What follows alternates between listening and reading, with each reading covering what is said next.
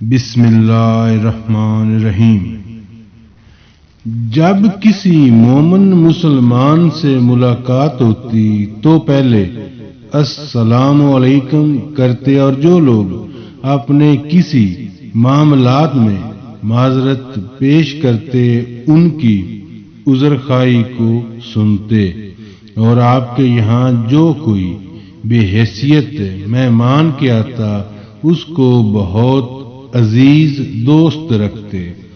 اور حتی المقدور اس کی خدمت کرتے تھے، اور اپنے ہاں آئے ہوئے کو اپنے پاس سے کھانا وغیرہ ضرور کھلاتے تھے، اور جس وقت وہ مہمان واپس سوار ہوتا تو کچھ دور تک پیدل اس کے ساتھ چلتے، اگر ان کی سواری نہ ہوتی تو اپنی طرف سے اس کو سواری کا انتظام فرما دیتے، اور جو شخص حضرت کی خدمت اقدس میں آتا اس کے ساتھ بڑی محبت سے پیش آتے تھے، اور جو شخص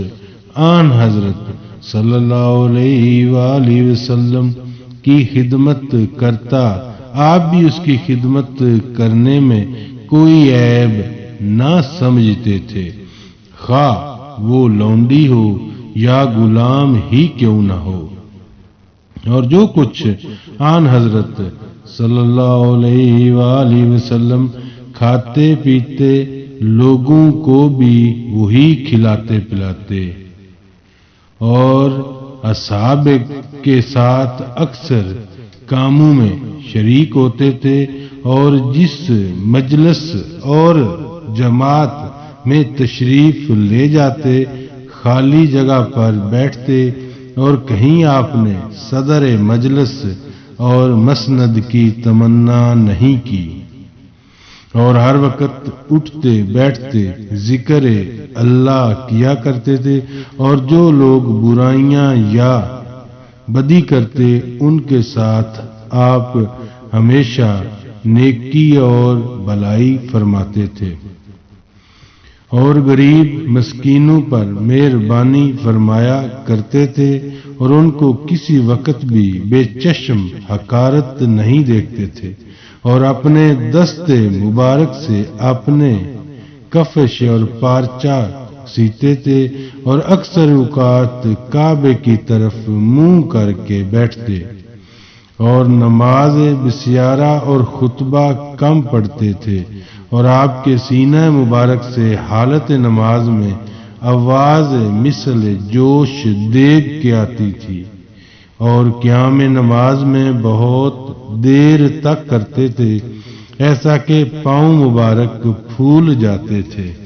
اور نماز عشاء کی اول شب پڑھتے تھے، پھر سویا کرتے،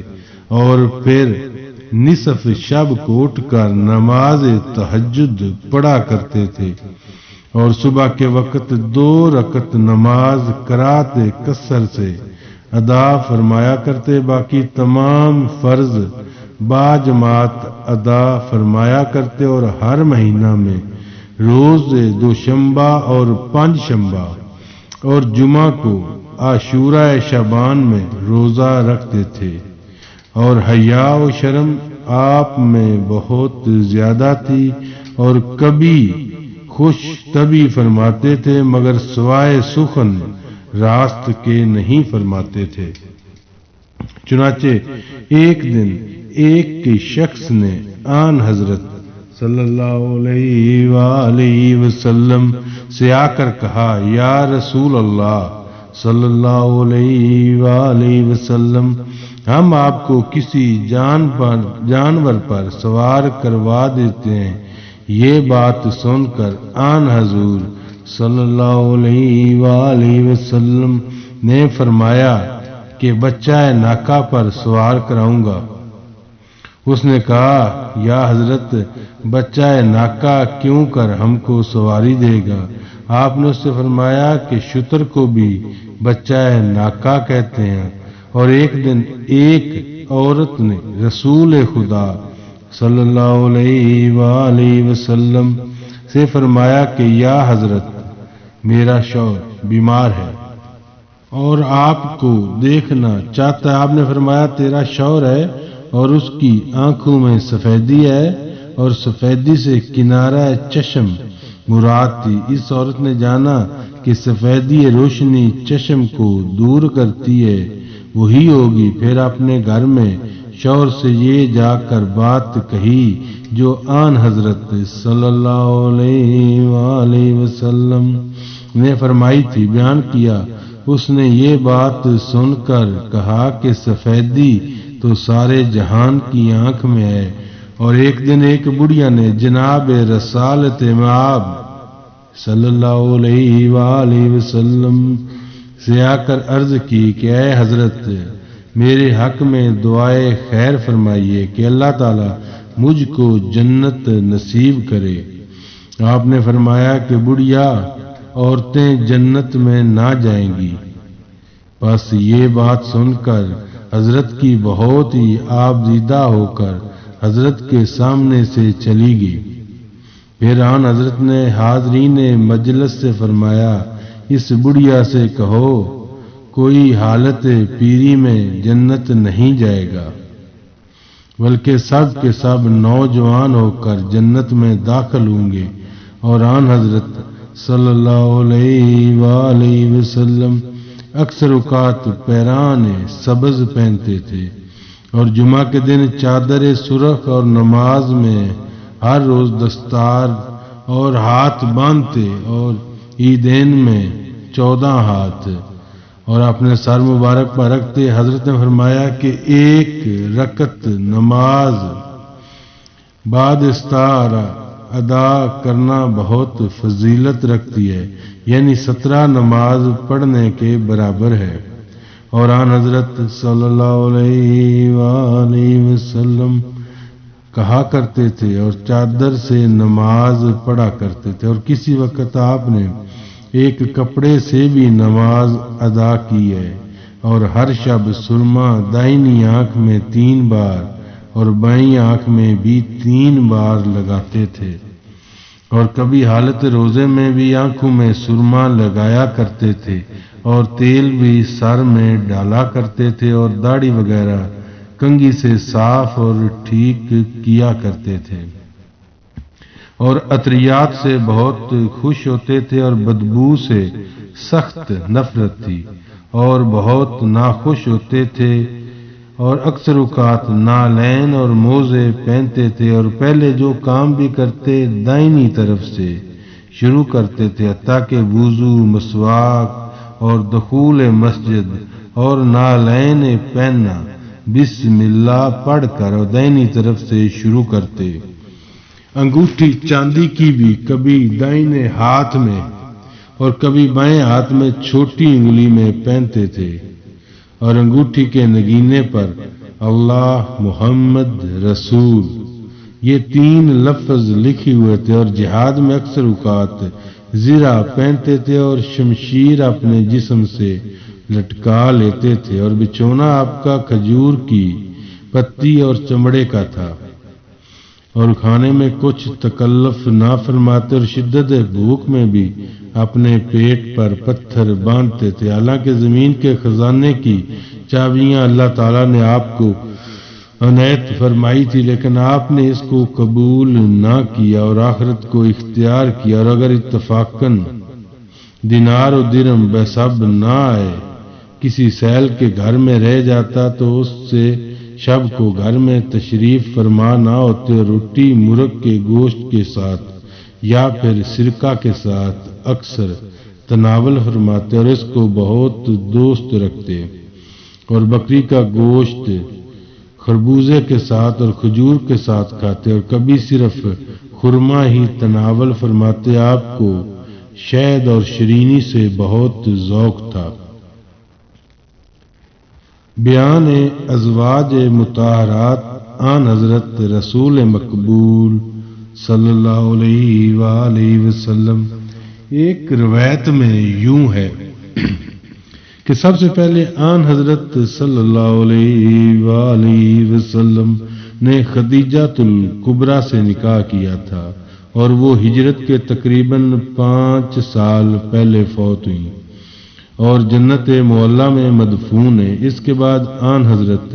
صلی اللہ علیہ وآلہ وسلم نے حضرت سودا بنت زمعہ سے نکاح کیا، اور جب وہ ضعیفہ ہوئیں تو آن حضرت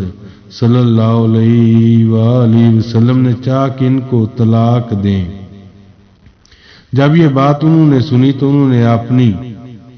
باری حضرت عائشہ رضی اللہ تعالیٰ عنہ کو دی،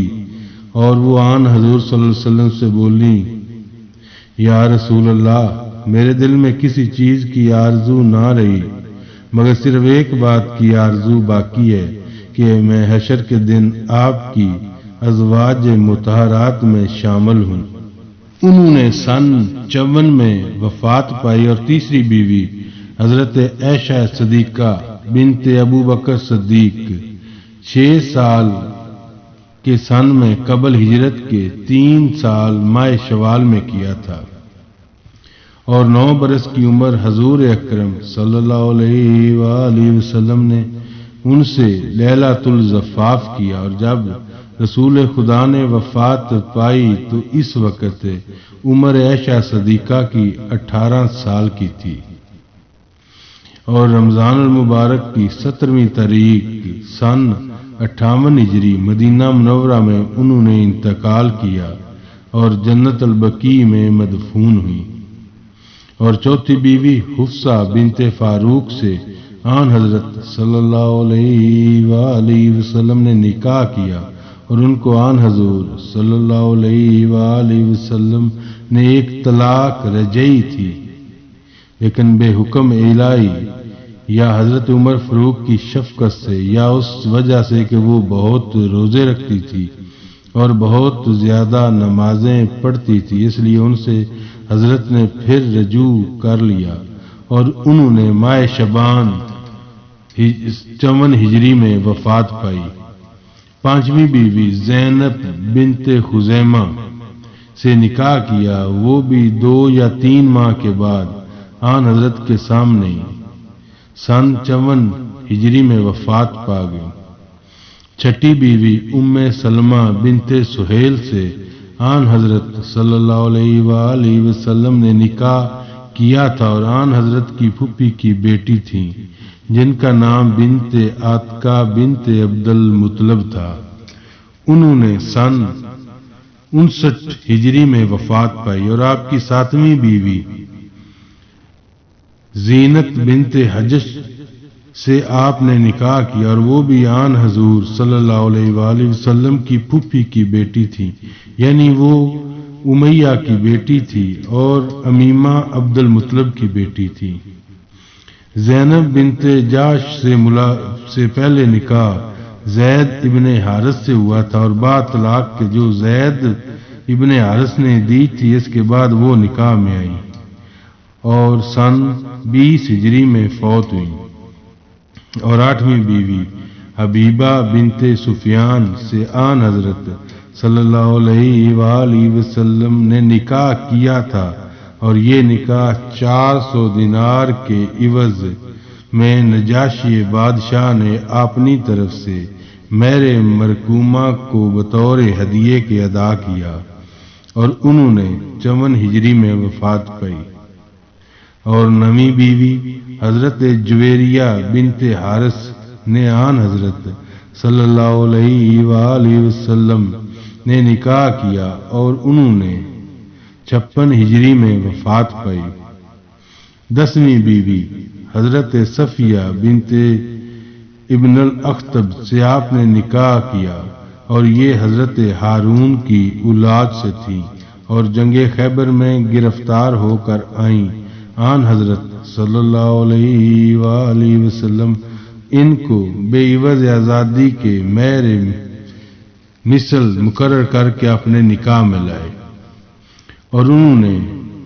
سن 52 ہجری میں وفات پائی۔ اور 11ویں بیوی حضرت میمونہ بنت حارث عامریہ سے آن حضور صلی اللہ علیہ وسلم نے نکاح کیا، اور یہ نکاح آن حضرت صلی اللہ علیہ وآلہ وسلم نے قریہ صرف میں کیا تھا، اور قریہ صرف ایک گاؤں کا نام ہے، اور یہ گاؤں مکے کے نوائی بستیوں میں شمار ہوتا ہے، اور انہوں نے سن 51 ہجری میں وفات پائی۔ اور حضور اکرم صلی اللہ علیہ وآلہ وسلم کے یہاں 5 جاریاں تھیں۔ پہلی ماریا قبطیہ بنت شامون، اور حاکم اسکندریہ نے ان کو آن حضرت کی خدمت میں بھیجا تھا۔ ان کے بطن سے ابراہیم ابن رسول اللہ صلی اللہ علیہ وآلہ وسلم پیدا ہوئے تھے، اور ماریا قبطیہ سن 61 ہجری میں فوت ہوئی۔ اور دوسری ریانہ بنت زید کی، وہ داخل جاریہ بنی نزیر یا بنی نصیر یا بنی قریظہ کی تھی، اور وہ سن 10 ہجری میں فوت ہوئی۔ تیسری ام ایمن، اور چوتھی سلمہ، اور 5ویں برصفی تھی۔ اور یہ تمام حوالہ جات جامع التواریخ سے لکھے گئے ہیں، اور تمام ازواج مطہرات آن حضرت صلی اللہ علیہ وآلہ وسلم کا 500 درہم تھا، مگر ام حبیبہ اور صفیہ کا مہر صرف 400 درہم، اور تمام ازواج مطہرات آن حضرت صلی اللہ علیہ وآلہ وسلم کی سیبہ تھی۔ صرف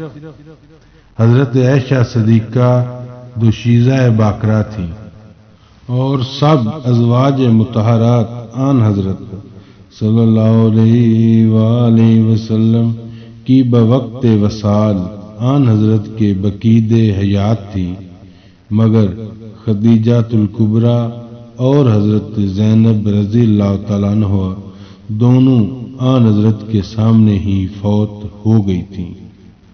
چنانچہ میں اس بیان کو اسی پر اکتفا کرتا ہوں۔ بیان اولاد آن حضرت صلی اللہ علیہ وآلہ وسلم۔ بر روایت جمہوریہ مورخین حضرات کے آن حضرت صلی اللہ علیہ وآلہ وسلم کے 2 فرزند، ایک کا نام قاسم اور دوسرے کا نام عبداللہ، اور لقب ان کے دونوں کے طیب اور طاہر ہے۔ اور 4 بیٹیاں تھیں جن کے نام یہ ہیں: زینب، رقیہ، ام کلثوم، فاطمہ الزہرا رضی اللہ تعالی عنہما۔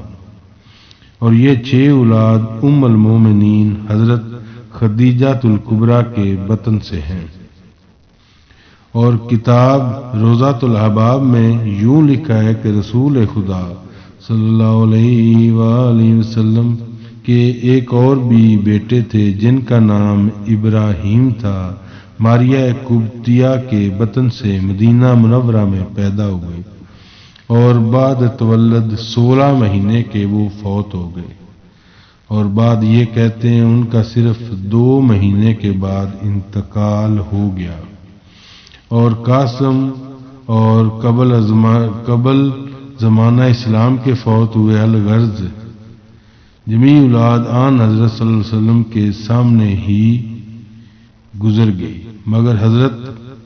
فاطمہ الزہرا آن حضرت صلی اللہ علیہ وسلم کے انتقال کے 6 مہینے بعد فوت ہوئی۔ مورخین کا کہنا ہے کہ حضرت زینب کا نکاح ابو العاص ابن ربیع سے ہوا تھا، اور وہ حضرت خدیجہ الکبریٰ کا بھانجا تھا۔ اور حضرت رقیہ کا نکاح عتبہ بن ابی لہب سے کیا تھا۔ اس نے غصہ کے وقت کم فہمی کے باعث رقیہ کو طلاق دی، اور اس کے بعد حضرت عثمان سے ہوا۔ حضرت ام کلثوم کا نکاح بھی عتبہ بن ابی لہب سے ہوا۔ عتبہ بن ابی لہب کے مرنے کے بعد حضرت عثمان غنی نے حضرت ام کلثوم سے نکاح کیا، جبکہ حضرت رقیہ کا انتقال ہو چکا تھا۔ اسی واسطے حضرت عثمان غنی کا لقب ذوال نورین، یعنی دونوں صاحبزادیاں حضرت صلی اللہ علیہ وسلم کے سامنے فوت ہو گئیں۔ ایک روایت سے یہ بھی معلوم ہوتا ہے کہ حضرت فاطمہ الزہرا کا نکاح جب وہ 15 برس 6 مہینے کی عمر میں تھیں حضرت علی کرم اللہ وجہہ سے، جبکہ وہ 21 برس 5 مہینے کے تھے۔ آن حضرت صلی اللہ علیہ وسلم نے کر دیا۔ واللہ عالم بالصواب۔ بیان چاک کرنا سینہ مبارک کا تیسری مرتبہ اور وہی لانا حضرت جبرائیل علیہ السلام کا آن حضرت صلی اللہ علیہ وآلہ وسلم کے پاس۔